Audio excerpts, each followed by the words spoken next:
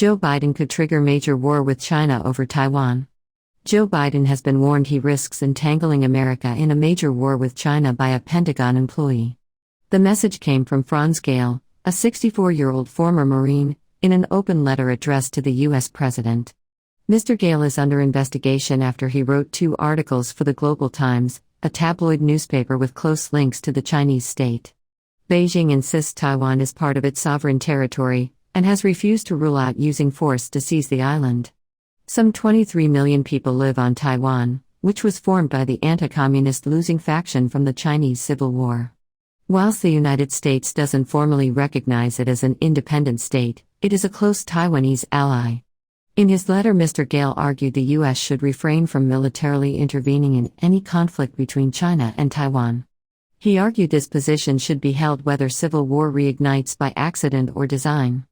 Mr. Gayl claimed U.S. policy has been captured by an echo chamber created by a Taiwan caucus-led groupthink.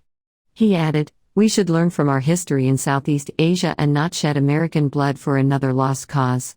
Some 163 lawmakers, both Democrats and Republicans, are members of the Congressional Taiwan Caucus in the House of Representatives.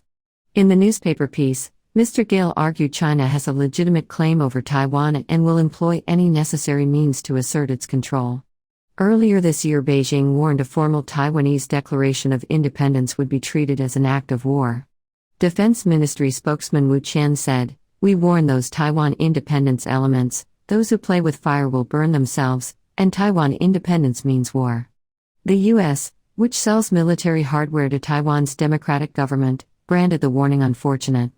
Michael Maza, an American Enterprise Institute visiting fellow, attacked Mr. Gayl's writings, which he claimed evinces a lack of any understanding of China, Taiwan, or U.S. policy.